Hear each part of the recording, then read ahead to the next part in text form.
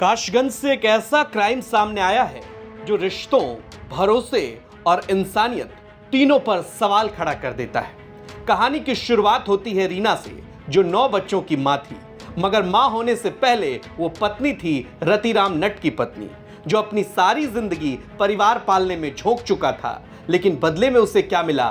धोखा, साजिश और मौत। पटियाली थाना क्षेत्र के भरगेन गांव में जब एक पुराना सुनसान पड़ा ईंट भट्ठा अचानक सुर्खियों में आया तो किसी को अंदाजा नहीं था कि वहां एक मजदूर की लाश पड़ी मिलेगी। लाश मिलने के बाद इलाके में हड़कंप मच गया। शव की पहचान की गई। लाश थी कायमगंज निवासी रतिराम नट की, जो मजदूरी करने गांव आया था। पहले तो लगा कोई हादसा है, लेकिन जैसे जैसे पुलिस की जांच बढ़ी, सच खौफनाक होता चला गया। पुलिस जांच में सामने आया कि रतिराम की पत्नी रीना का हनीफ नामक युवक से अवैध संबंध था।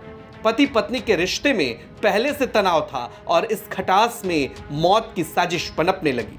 रीना ने अपने प्रेमी के साथ मिलकर प्लान तैयार की और मौका देखकर रतिराम को उस सुनसान ईंट भट्टे पर ले जाकर बेरहमी से हत्या कर दी। हत्या के बाद रीना अपने 9 बच्चों को छोड़कर फरार हो गई। एक मां जिसने 9 बार मां बनने का दर्द झेला और अब बच्चों को यतीम कर भाग गई। के साथ ये घटना हुई है। हमारी माँ ने पापा को मरवा दिया है हनीफ के साथ मिलके। उनके आशिक हैं हनीफ, उनने मरवा दिया है और पापा की हमारी बॉडी नहीं है। किस तरह से हत्या की है? हत्या कैसे की है? उनको मारा गया है, उनकी बॉडी मिली है कुंडी में पानी की। माँ कहाँ है तुम्हारी? माँ फरार है। क्या कार्रवाई की मांग करते हो?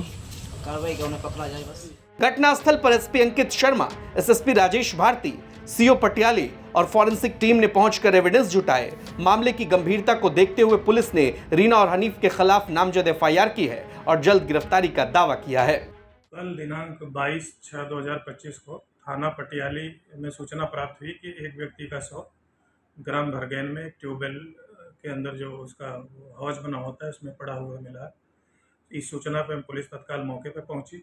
शव को निकाल करके पंचायतनामक कार्रवाई की। परिजनों द्वारा, मृतक के परिजनों द्वारा ये बताया गया कि भरगैन गांव में ही रहने वाली उसकी पत्नी और उसके एक भरगैन गांव के ही एक व्यक्ति से उसके संबंध थे।